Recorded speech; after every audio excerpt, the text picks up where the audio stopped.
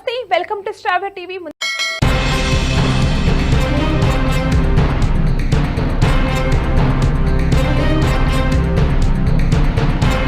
అల్లు అర్జున్ పుష్ప సినిమాపై మంత్రి సీతక్క మరోసారి ఫైర్ అయ్యారు. ఈ స్మగ్లర్ స్టోరీ చూసి ఇద్దరు నేరస్తులుగా తయారయ్యారని, సమాజాన్ని యువతను తప్పుదారి పట్టించే సినిమాకు ఎలా అవార్డ్స్ ఇస్తారని మండిపడ్డారు. జై భీమ్ లాంటి సందేశాత్మక సినిమాలకు అవార్డులు ఎందుకు రాలేదని ప్రశ్నించారు. సోమవారం వరంగల్లో క్రిస్మస్ వేడుకల్లో పాల్గొన్న మంత్రి సీతక్క పోలీసులను బట్టలిప్పి నిలబెట్టే సినిమాలకు అవార్డులు ఎలా ఇచ్చారో సమాజం ఆలోచించాలని, సందేశాత్మక సినిమాలనే ప్రేక్షకులు ఆదరించాలని కోరారు. కానీ అలాంటి సినిమాను ప్రోత్సహించలేదు. అలాంటి వాళ్ళకి అవార్డులు రాలే, జేబీఎం సినిమా లాంటి వాటికి. కానీ ఇవాళ పోలీస్ అధికారులు చట్టబద్ధంగా ఉండేటువంటి డ్యూటీలో ఉంటారు. వాళ్ళని బట్టలు ఇప్పేసి ఒక స్మగ్లర్ పాత్రలో ఒక స్మగ్లర్ పాత్రలో ఉండేటువంటి ఒక స్మగ్లింగ్ చేసేటువంటి హీరోలు పోలీస్ అధికారులను పోలీస్ స్టేషన్లలో బయట బట్టలు ఇప్పేసి నిలబెట్టి యథేచ్ఛగా స్మగ్లింగ్ చేసేటువంటి సినిమాలకు మాత్రం కేంద్రం నుంచి అవార్డులు వస్తున్నాయి.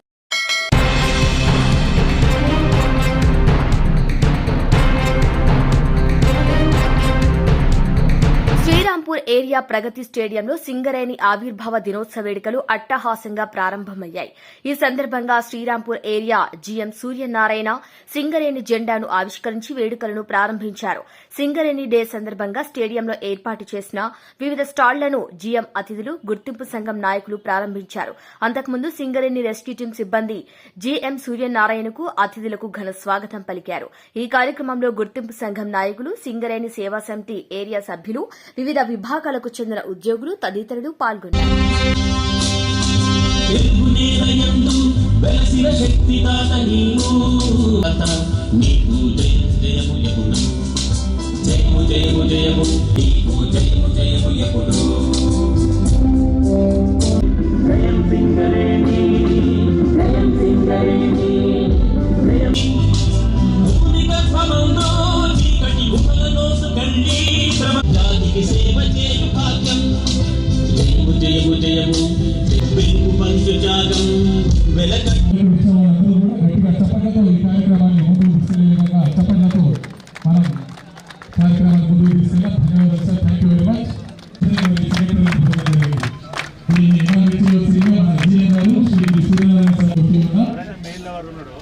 ఆయన దాన్ని కనిపెట్టింది.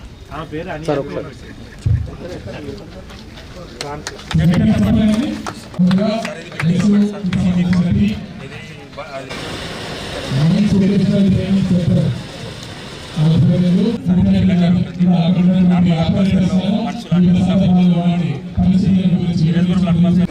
ఇది 575 టన్స్ సార్. ఇప్పుడు ఇది ర్యామ్ సార్, ఇది 3 స్టేజ్ ర్యామ్స్ ఉంటుంది. లాస్ట్కి వచ్చి 12.5 టన్స్ వరకు మనం ప్లే చేస్తుంది సార్. దీని నుంచి ఈ మనం ఒకవేళ పోర్టబుల్ ఇది సిలిండర్ సార్, ఇది సార్ బల్క్ సిలిండర్ పెట్టుకొని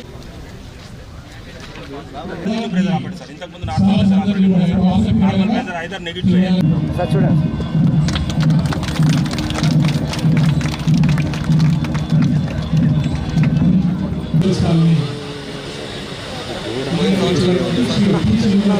చైన్స్ పెట్టి తాగడానికి మనకు ఉపయోగపడుతుంది సార్. మీకు లిఫ్టింగ్ బ్యాగ్ సార్, లోపలికి ఇట్లా మనము ఏదైనా స్టోన్స్ కానీ అనిపోయినప్పుడు అప్ టు 59 టన్స్ వరకు కూడా లేపడానికి ఎయిర్ తోటి లేపే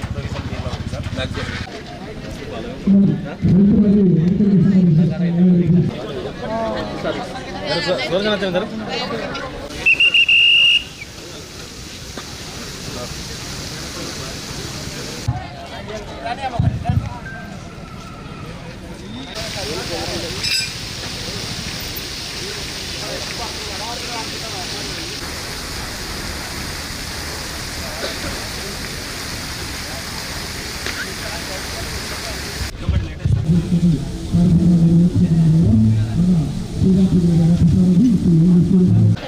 మైండ్ మేనేజర్ రమ్మన్నారు ఈరోజు.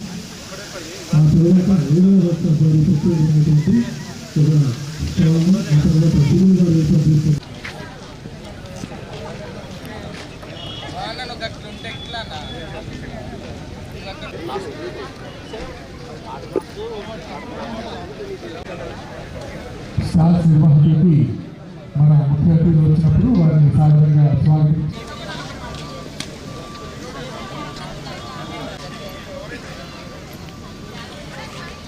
ఇవాళ మన శ్రీరాంపూర్ ఏరియాలోని ప్రగతి స్టేడియంలో కూడా తీసుకెళ్లవలసిందిగా కోరుతూ ఉన్నాం.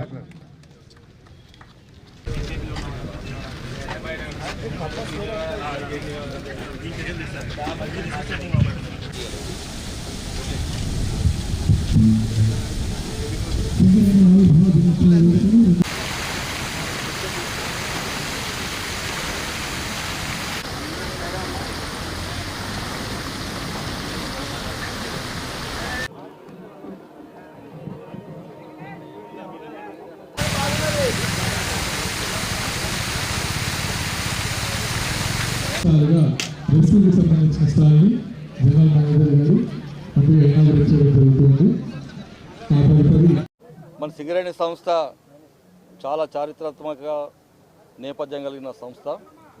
130 సంవత్సరాల నుండి బొగ్గు ఉత్పత్తిలో ప్రధాన పాత్ర పోషిస్తూ దక్షిణ భారతదేశంలోనే కీలకంగా మన విద్యుత్ ఉత్పత్తి రంగాలకు మన బొగ్గు సరఫరా చేస్తుంది.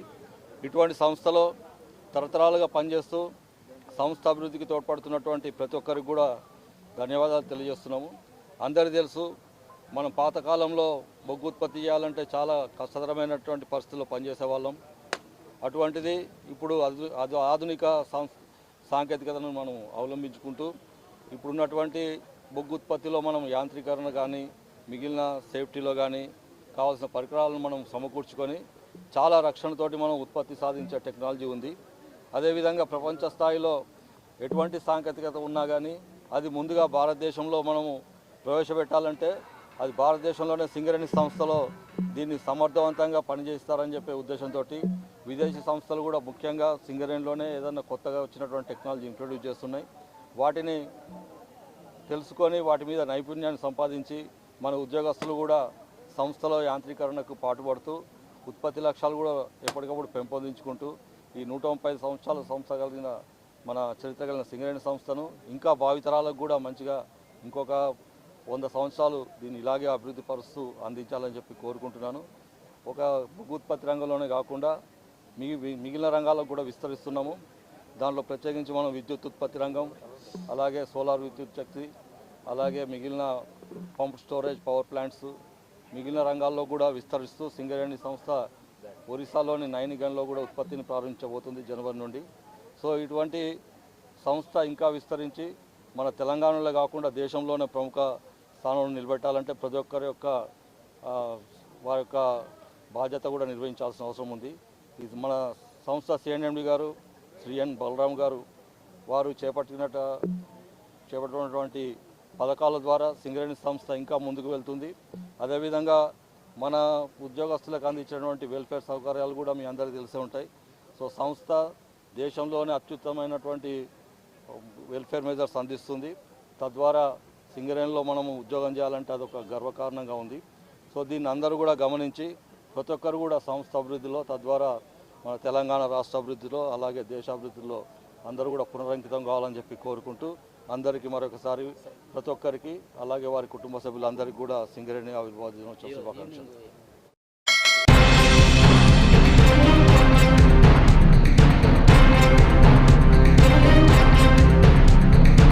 ప్రేమ ఆప్యాయతల మధ్య సమస్యను పరిష్కరించుకోవాలని, మానవతా విలువలతో బతకాలని యేసుక్రీస్తు చేసిన బోధనలు అందరికీ ఆదర్శనీయమని మంత్రి పుణ్యం ప్రభాకర్ అన్నారు. క్రిస్మస్ సందర్భంగా స్థానిక ఓ ఫంక్షన్ హాల్లో జరిగిన క్రిస్మస్ వేడుకల్లో మంత్రి పాల్గొని ప్రసంగించారు. హుస్నాబాద్లో క్రైస్తవ సోదరులకు కమ్యూనిటీ భవన నిర్మాణానికి స్థలాన్ని చూడాలని ఆర్డీఓకు అందరి ముందు ఆదేశించారు. ప్రజాపాలన సంవత్సరం పూర్తి చేసుకుంది.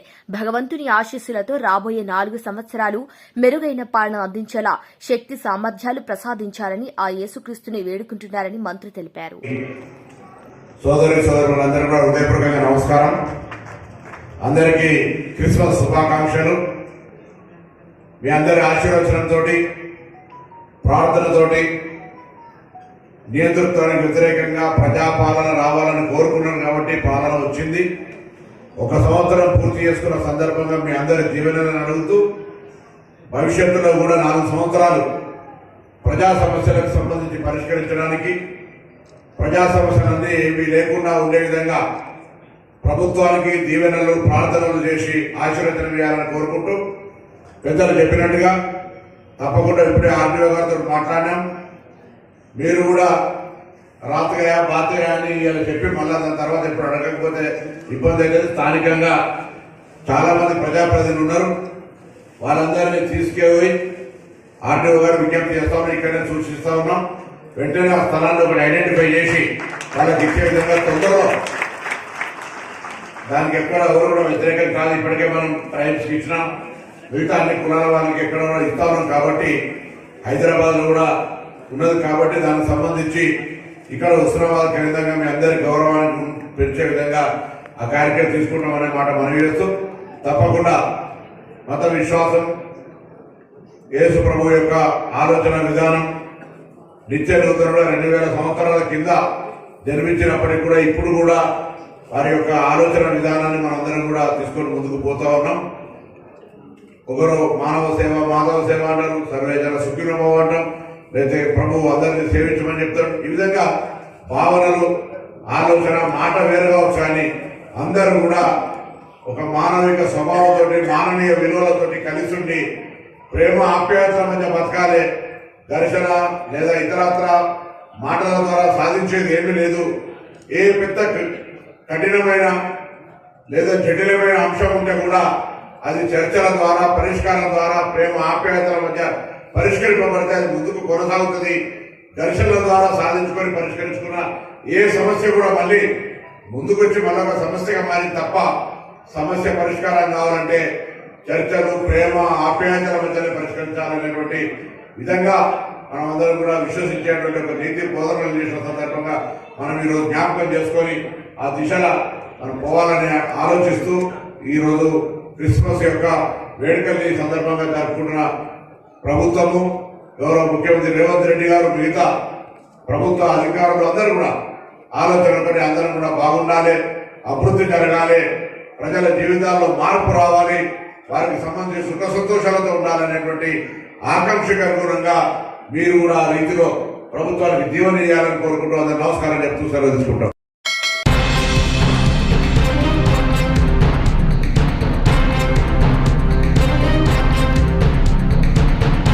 సమగ్ర శిక్షణ ఉద్యోగుల విద్యాశాఖలో విలీనం చేయాలని 14 రోజుల నుండి సమ్మె చేస్తుంటే ప్రభుత్వానికి పట్టింపు లేకుండా దున్నపోతు మీద వాన పడ్డట్లు చీమ కుట్టినట్లు కూడా లేదు. 18 సంవత్సరాలుగా దాదాపుగా 20,000 ఉద్యోగాలు నోటిఫికేషన్ ఇచ్చి మెరిట్ ద్వారా సక్రమంగా ఉద్యోగంలోకి వచ్చారు. సమగ్ర శిక్ష ఉద్యోగులకు రేవంత్ రెడ్డి మా ప్రభుత్వం వచ్చాక మీ సమస్యలు తీరుస్తామని చెప్పి నమ్మించి మోసం చేసి గద్దెనెక్కావు. చివరకు ముఖం కూడా చూపిస్తలేవు. వెంటనే ఉద్యోగులని రెగ్యులర్ చేయాలని జీవో 16 అవసరమైతే కొత్త జీవోను పునరుద్దరించి ఉద్యోగుల న్యాయమైన కోరికను తీర్చాలని కోరుకుంటున్నారు.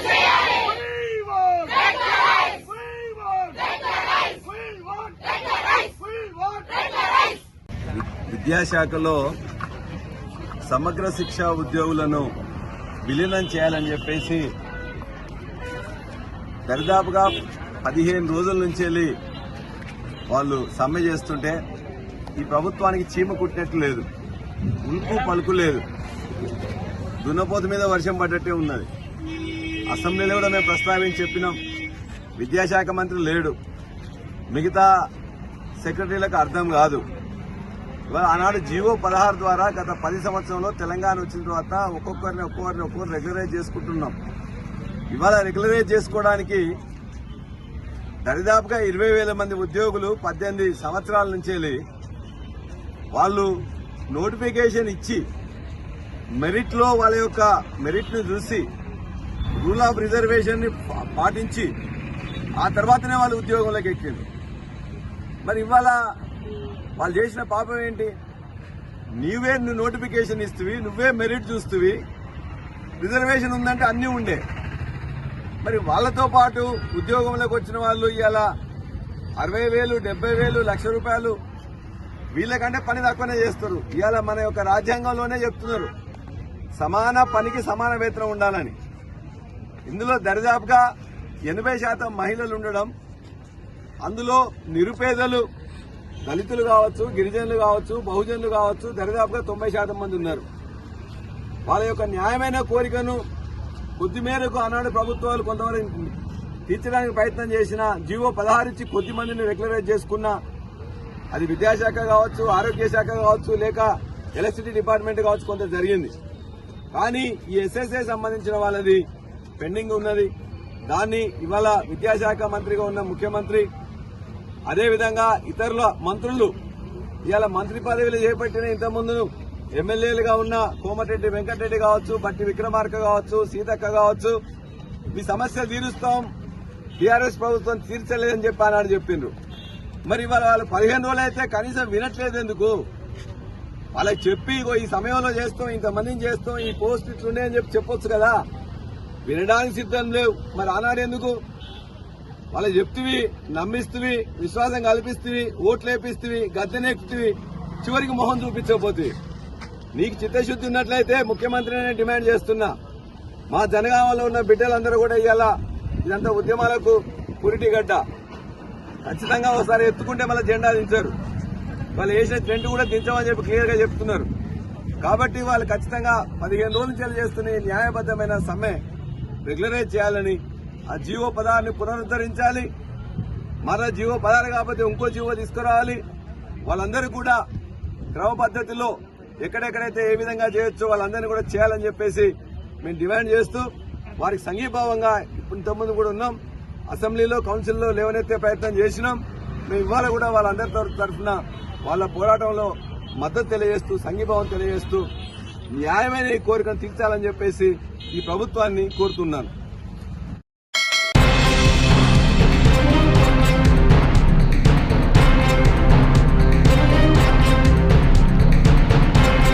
నల్గొండ జిల్లా నగరికల్ పట్టణంలోని ఎమ్మెల్యే క్యాంపు కార్యాలయంలో కళ్యాణలక్ష్మి షాదీ ముబారక్ చెక్లను 83 మందికి లబ్దిదారులకు 80 లక్షలకు పై చిలుకు చెక్లను ఎమ్మెల్యే వేముల వీరేశం పంపిణీ చేశారు. ముఖ్యమంత్రి రేవంత్ రెడ్డి సామాన్య ప్రజలకు ఇబ్బంది కలగకుండా కళ్యాణలక్ష్మి, సీఎంఆర్ఎఫ్ పెన్షన్లు ఇలాంటి స్కీంలను మధ్యలో వదిలివేయకుండా వాటిని కొనసాగిస్తూ ప్రజలకు ఎప్పటికప్పుడు ప్రభుత్వ సహాయం వేగంగా అందేలా కృషి చేస్తున్నారని ఎమ్మెల్యే వేముల వీరేశం ఎమ్మెల్యేలందరూ ఆగ మేఘాల మీద ప్రెస్ మీట్ పెట్టి ఈ జిల్లా అభివృద్ధి కోసం కృషి చేస్తున్నటువంటి మా మంత్రి గారు కోమటిరెడ్డి వెంకరెడ్డి గారి మీద నిన్న అనుచితమైనటువంటి వ్యాఖ్యలు చేసిర్రు. దీన్ని ప్రజలు గమనిస్తాం. ఈ జిల్లాలో సంవత్సర కాలంగా మంత్రిగా బాధ్యతలు చేపట్టి 1 ఏడాది కాలంగా తన బాధ్యతలు నిర్వహిస్తున్నటువంటి క్రమంలో సొరంగ మార్గాన్ని ఏనాడు గడిచిన పాలకులు, గడిచిన ప్రభుత్వం పట్టించుకోలేదు. గౌరవ R&B మినిస్టర్ కోమటిరెడ్డి వెంకరెడ్డి గారు చొరవ చేసి ఇరిగేషన్ మినిస్టర్ ఉత్తమ్ కుమార్ రెడ్డి గారితో వాళ్ళు దఫాలుగా మాట్లాడి మా ఎమ్మెల్యేలందరినీ తీసుకొని ముఖ్యమంత్రి గారి కాడికి, ఇరిగేషన్ మంత్రి గారి కాడికి వెళ్ళి అనేక దఫాలుగా రివ్యూ చేసి అమెరికాకు పోయి అక్కడి నుంచి ఆ సొరంగ మార్గాన్ని తీస్తున్నటువంటి మిషనరీకి బేరింగ్లు అవన్నీ కూడా తీసుకొచ్చి ఆ కంపెనీతో మాట్లాడి ఈరోజు నల్గొండ జిల్లా ప్రజల చిరకాల ఆకాంక్ష అయినటువంటి సొరంగ మార్గాన్ని పూర్తి చేసే ప్రయత్నాన్ని మా మంత్రి అడ్డగోలుగా మాట్లాడుతూ ఉంటాం.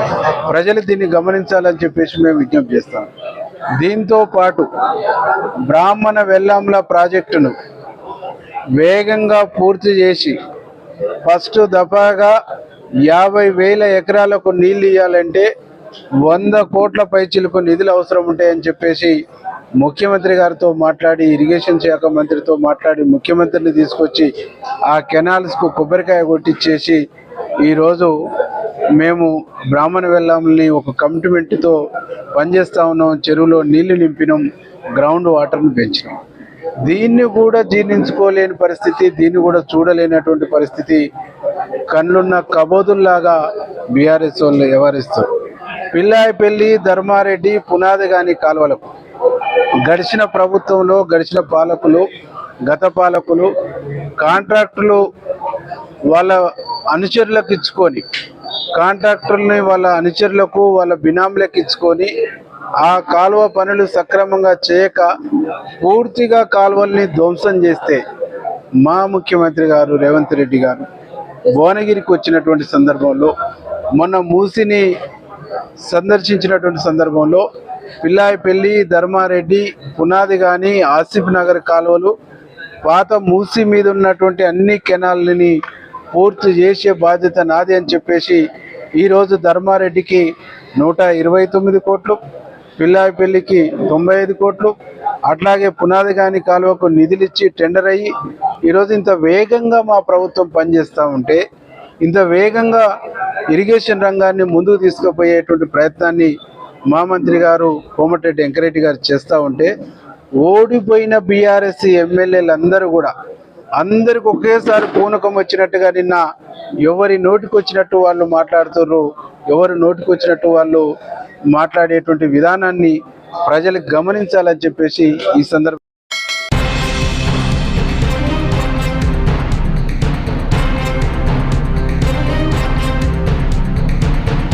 నేటి విద్యార్థులు రేపటి రాష్ట్రానికి దేశానికి వెలుగులని అన్నారు. విద్యార్థి పరిషత్ వాళ్ల కోసం పనిచేయటం లేదు, సమాజం కోసం పనిచేస్తుందని తెలిపారు.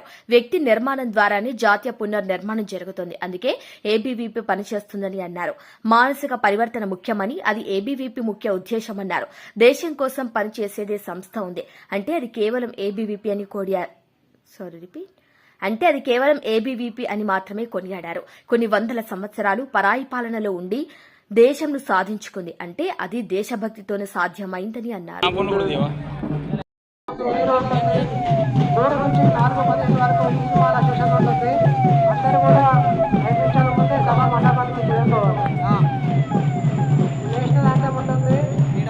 అతిథులు బయటికి రాగానే అందరూ కూడా లేచి కూర్చోవాలి.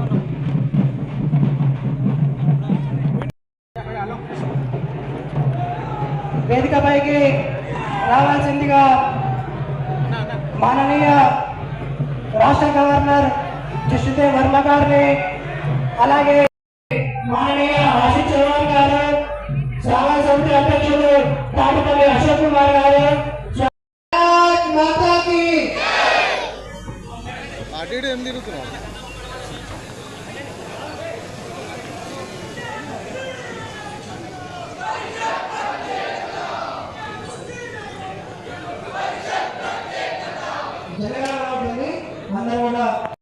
గవర్నర్ మాననీయ శ్రీ జిష్ణుదేవ్ వర్మ గారికి, అదేవిధంగా ఈనాటి కార్యక్రమానికి విశిష్ట అతిథిగా విచ్చేసిన ABVP all India organising secretary మాననీయ శ్రీ ఆశిష్ చౌహాన్ జీ గారికి, అదేవిధంగా వేదికపై ఉన్న మిగతా పెద్దలకు, వేదిక ముందున్నటువంటి పెద్దలకు,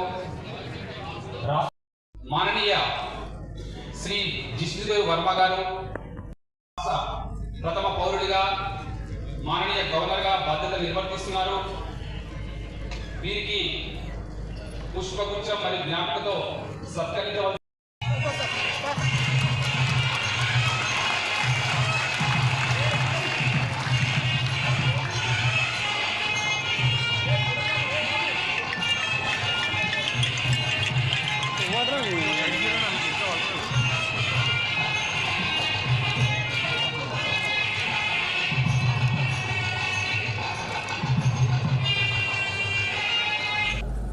And you must be very careful about what you have, because that becomes your character, and character is your destiny.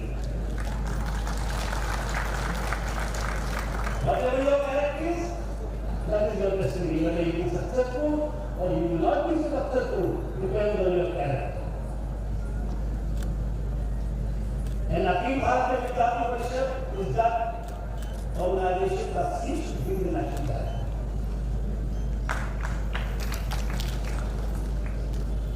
It is an effort of nation building. We speak of nation building.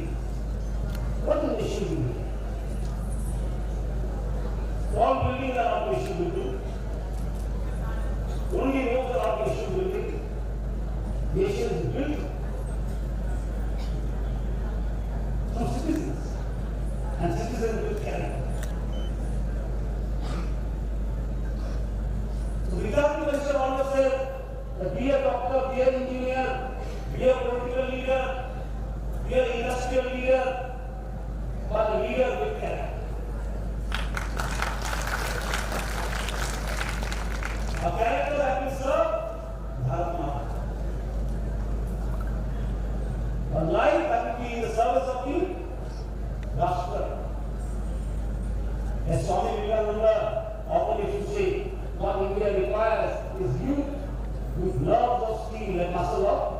identity.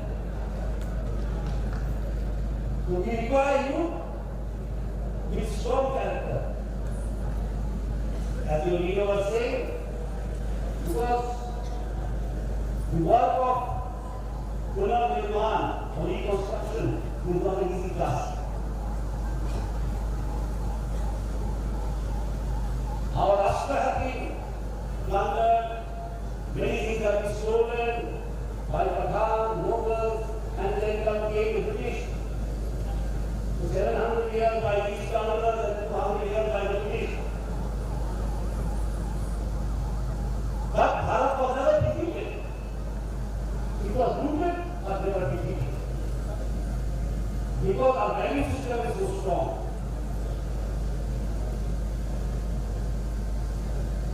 So the work of every ABVP, Akhil Bharatiya Vidyarthi Parishad member or activist is to understand that old and ancient wisdom of India and link it with new technology. To build this nation, we require the knowledge of ancient India and the technology of modern. And by uniting both, we will be the service of Mahatma.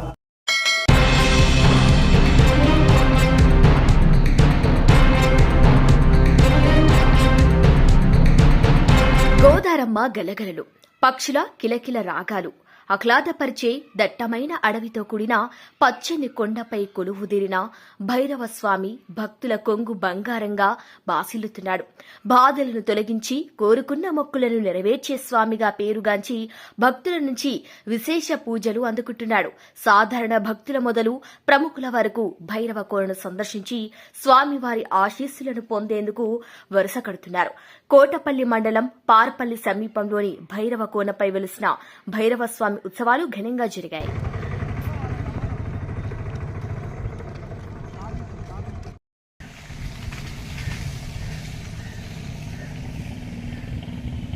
ప్రసాదాలు కానీ పండ్లు కానీ పూలు కానీ ఇక్కడ మా సేవకులు ఉన్నారు, వారి దగ్గర ఇవ్వండి.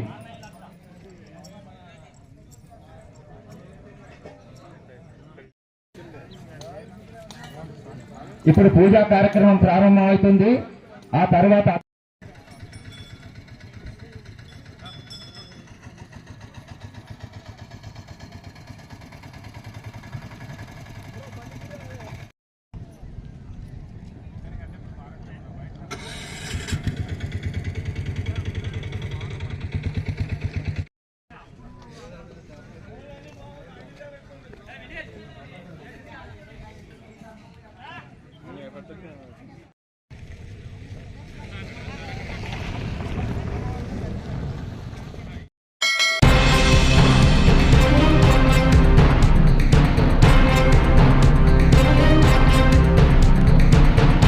నేనే అల్లు అర్జున్ అయితే రేవతి కుటుంబానికి 300 కోట్ల రూపాయల సహాయం చేసేవాడిని అని ప్రజాశాంతి పార్టీ అధినేత కేఏ పాల్ అన్నారు. నిజామాబాద్ జిల్లా కేంద్రంలో కేఏ పాల్ విలేకరులతో మాట్లాడుతూ అల్లు అర్జున్ బాధిత కుటుంబానికి 25 కోట్లు ఇవ్వాలని ఓయూ విద్యార్థులు డిమాండ్ చేయడం తప్ప అని ప్రశ్నించారు. సీఎం రేవంత్ రెడ్డి ఒక సద్దాం హుసేన్ లాగా పరిపాలన చేస్తూ 422 బిల్డింగ్లు అక్రమంగా కూల్చివేశారన్నారు.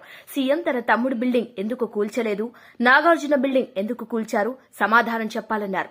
తెలంగాణలో రేవంత్ ట్యాక్స్ వసూలవు తొందని ఫిర్యాదులు వస్తున్నాయి. రేవంత్ ట్యాక్స్ వసూలవుతోందని ఫిర్యాదులు వస్తున్నాయి. కాంగ్రెస్ బీఆర్ఎస్ ప్రభుత్వాలవి పచ్చి అబద్దాలే. 2 ప్రభుత్వాల్లో సర్పంచులు అప్పులపాలయ్యారు. నా మద్దతుతోనే రేవంత్ సీఎం అయ్యారు. రేవంత్ నన్ను వాడుకొని వదిలేశాడు. పదవులు శాశ్వతం కాదు, గుర్తుపెట్టుకో రేవంత్ రెడ్డి అని కేఏ పాల్ గుర్తు చేశారు.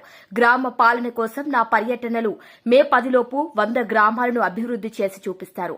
మరో 2 ఏళ్లలో జమిలీ ఎన్నికలు ఖాయమని కేఏ పాల్ అన్నారు. హోలీఫీల్డ్ అడగండి. బీసీ ముఖ్యమంత్రి సర్పంచ్ మాట్లాడి అన్ని ప్రెస్లు చెప్పు కానీ ఉండు ఒక్క నిమిషం తమ్ముడు, ఒక్క నిమిషం పర్మిషన్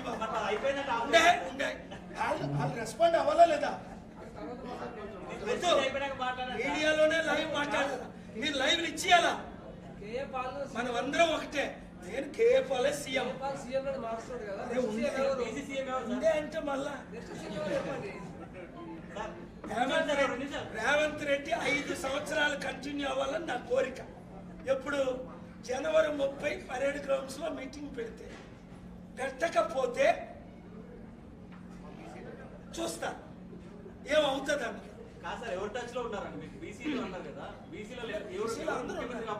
బీసీలు అందరూ ఉన్నారు.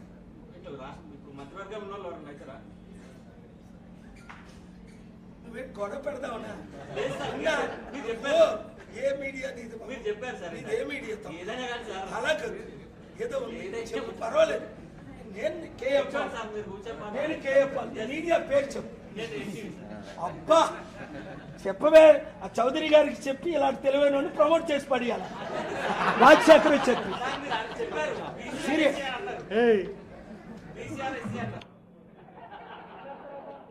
గ్యారంటీ బీసీలో 4 ఉన్నారు, ఎస్సీలో గట్టోళ్ళు 3 ఉన్నారు. ఎస్టీ వాళ్ళు ఎవరు నన్ను కల్లా అంటే ఆ లెవెల్ లీడర్స్ ఆ నాయక్ కలిశాడు. ఇప్పుడు ఎంపీ, కానీ ఆయన ఎంపీ. సో బీసీలో 4, ఎస్సీలో 3. రేవంత్ రెడ్డి నా తమ్ముడు. మీరు రేవంత్ రెడ్డి నన్ను ఎడగొట్టాలని చూస్తున్నారా? కలపాలని ఎవరైనా ఇంతకీ లైవ్లు ఇస్తున్నారా? ఇవన్నీ ఓన్లీ రికార్డింగ్లా? లేదు, తమ్ముడిని ప్రేమించి మంచి దారిలో పెట్టాలని కొత్తగా సీఎం అయ్యాడు. నేను సీఎం అయినట్టు ఫీల్ అయ్యా. డిసెంబర్ 3ని నన్ను కలిసినప్పుడు మీరు లైవ్లు చూశారు. రేవంత్ రెడ్డి సీఎం అవుతాడు, అవ్వాలని ఫైట్ ఇచ్చా. నా పాత్ర నేను పోషించా. ఒక 4 పెద్దోళ్ళు ట్రై చేశారు ఆ పదవికి. నా ఇన్ఫ్లుయెన్స్ ఎప్పుడు? ఫస్ట్ నా ప్రార్థన, తర్వాత నా ఇన్ఫ్లుయెన్స్, తర్వాత నా ఫోన్ కాల్స్, తర్వాత నా స్ట్రాటజీస్ కొన్ని పనిచేస్తాను. ఒకటే చెప్తున్నా, రేవంత్ రెడ్డి జనవరి 30 సమిట్ పెట్టకపోతే 5 సంవత్సరాలు ముఖ్యమంత్రిగా ఉండడు. సంవత్సరం అయింది. ఆ తర్వాత ఎన్ని నెలలు ఉంటాడో కూడా అప్పుడు చెప్తా. అన్నీ ఒకసారి చెప్పిస్తే ఎలాగా? అందులో మీకు లైవ్లు లేవు ఇక్కడ, 1-2 తప్ప. ఎవరు కూడా లైవ్లు ఇస్తున్నారా మమత? ఎవలా? మరి ఎంతసేపు లైవ్లు? నేను నిజామాబాద్ వచ్చి లైవ్లు మీరు ఇవ్వకపోతే ఆడు ఎలాగంటే లైవ్లు ఇస్తారు అన్నింటిలోని. దొంగలకి 1000 కోట్ల ఆస్తుల పరుకి. ప్రపంచ శాంతి దూతను నవంబర్ 23 మీరు కళ్ళతో చూశారు నా సమిట్ అమెరికాలో. 150 మందిని ఇన్వైట్ చేశాను. 198 మంది వరల్డ్ లీడర్స్ వచ్చారు. నెల కరెక్ట్గా ఇవాళ డిసెంబర్ 23, నెల రోజులు క్రిందట. మళ్ళీ ఇవాళ నైట్ అమెరికా వెళ్తున్నా. ఒక్కరోజే క్రిస్మస్ కొంటున్నా. మరలా 28వ తారీఖు ఉదయం 10 గంటలకు నల్గొండలో సర్పంచుల సదస్సు, మధ్యాహ్నం 3 గంటలకు ఖమ్మంలో సదస్సు సర్పంచులతో, 29 మధ్యాహ్నం 3 గంటలకు కొత్తగూడెంలో సర్పంచుల సదస్సు, మరలా 30వ తారీఖు ఉదయం సోమవారం ఇక్కడ నిజామాబాద్లో సర్పంచుల సదస్సు, మధ్యాహ్నం 3 గంటలకు సోమవారం, వచ్చే సోమవారం డిసెంబర్ 30 ఆదిలాబాద్లో సదస్సు. మీ కొరకు ప్రపంచాన్ని విడిచిపెట్టి 5 సంవత్సరాలు 2019 నుంచి మీ కళ్ళ ముందు ఉంటున్నాను లేదా?